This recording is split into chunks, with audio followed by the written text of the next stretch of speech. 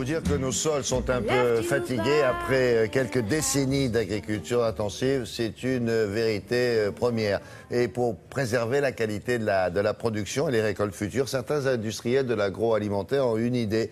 Ils pratiquent ce que l'on appelle l'agroforesterie. Alors, qu'est-ce que c'est que cette affaire-là?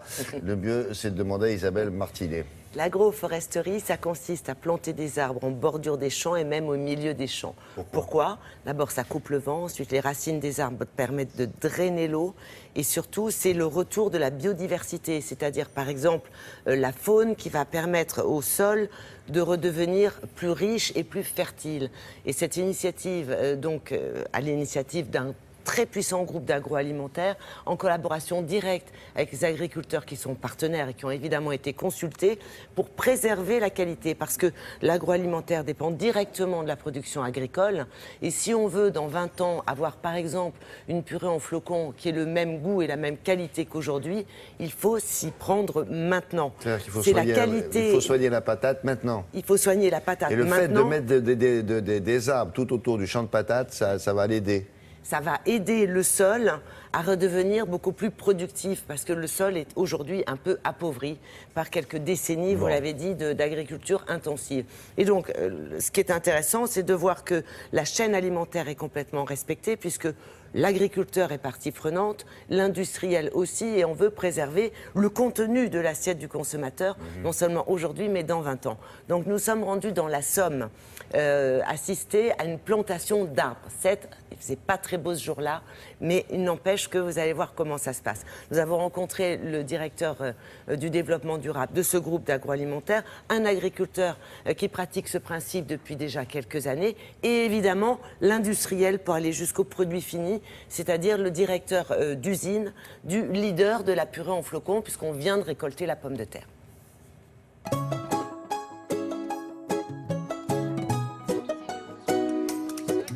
L'idée, c'est de capter les flux d'eau qui vont arriver au printemps. Donc pourquoi on plante des arbres? Tout simplement parce qu'on a cette conviction qu'il faut s'impliquer dans la qualité des écosystèmes dont on dépend pour nos matières premières.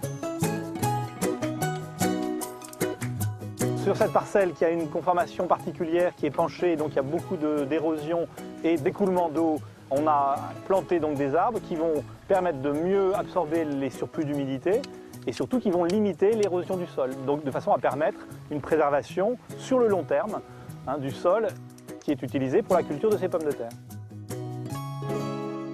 Donc ça, c'est une plantation qui a été faite il y a 7 ans, une plantation d'arbustes. Dont le but est de limiter l'effet du vent. Donc elle est plantée en plein milieu d'une parcelle cultivée. L'idée, c'est d'utiliser le moins de pesticides possible et de favoriser la faune du sol. Les vers de terre, les carabes qui consomment les limaces, favoriser les coccinelles qui consomment les pucerons.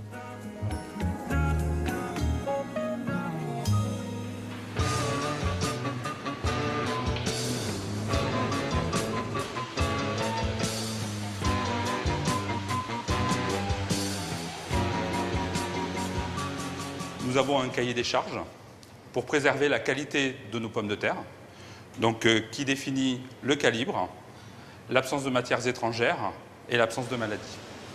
Nous produisons depuis 50 ans des produits à partir de pommes de terre de cette qualité-là, et c'est ce que nous souhaitons préserver pour l'avenir.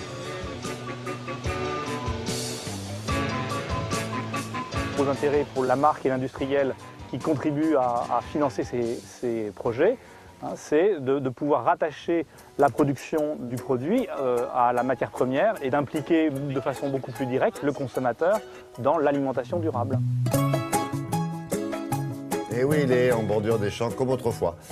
Très bien. C'est vraiment une très bonne idée et c'est bien que l'agroalimentaire se bouge, comme on dit, pour préserver l'avenir. Parce qu'un produit comme ça, c'est vraiment, on l'a tous dans son placard. Il n'y a pas plus grand public que la purée en flocons. Oui, surtout certains. Surtout moi. La météo maintenant avec Nathalie Riouet. Alors, si vous